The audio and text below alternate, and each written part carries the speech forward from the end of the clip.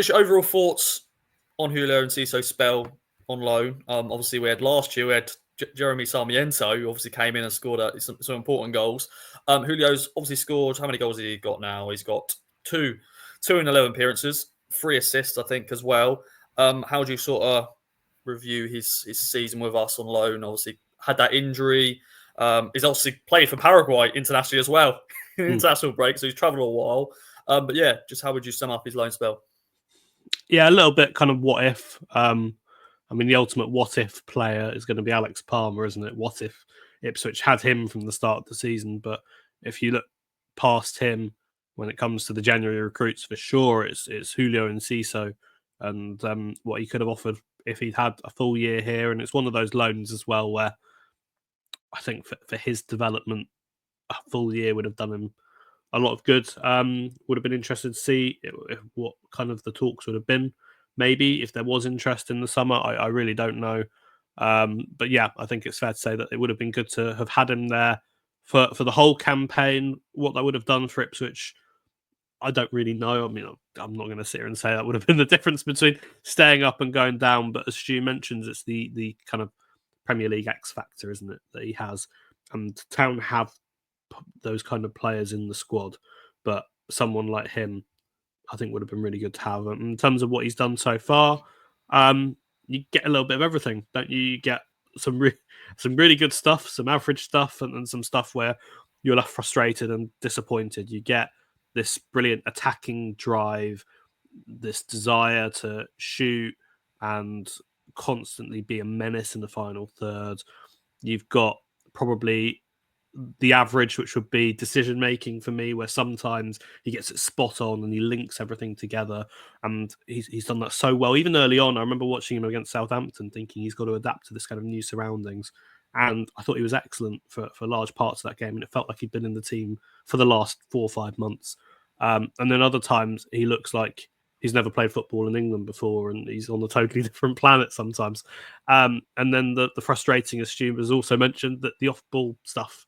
And kind of the way that he presses, and he presses really aggressively, but then when it comes time to make contact, it's almost like he's a little bit frightened of it in a way. So I think for him, there's a high ceiling if he gets kind of some of his key flaws ironed out, which I don't think will be too hard for him. And obviously, look, it's not a loan signing that's come in and changed Town's campaign and been the difference between staying up and going down. But having him here for the last few months, A, gives you a taste of what the real kind of Premier League on-ball technical quality is like. And B, it's just been largely a real joy and pleasure to watch him as well. You mentioned, Ross, sorry, that he's got 3 assists. I didn't realise that his assists were quite high. So that's five goal involvements in 10 starts and 1 substitute appearance, and that's the same number of goal involvements as Amari Hutchinson, who's played 28 games this season. Only Liam Delap would have better numbers in terms of combined goals and assists. So, that speaks volumes of his impact. There's a reason Brighton have allowed him out on loan. Is some of those things that we've talked about. And there's a reason Ipswich have got no chance, sadly, of keeping in the Championship next year, because he's got Premier League quality, as we've seen that. He's an absolute superstar back in his native Paraguay. Perhaps I've been quick to kind of highlight some of the flaws, but I mean, on the flip side, this is a chance to sort of wax lyrical about not only his technical ability, but he's got that lovely football arrogance about him as well, isn't he? Someone who just give me the ball.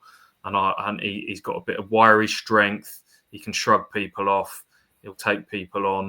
There was a moment where he got it tight to the touchline and spanned someone and got taken out and went down in a heap. And David Moyes came over and sort of patted him on the back to check he was all right. But at that stage, you could just tell that he felt that he could do anything in that game. Certainly after that goal went in, and he got that little bit of South American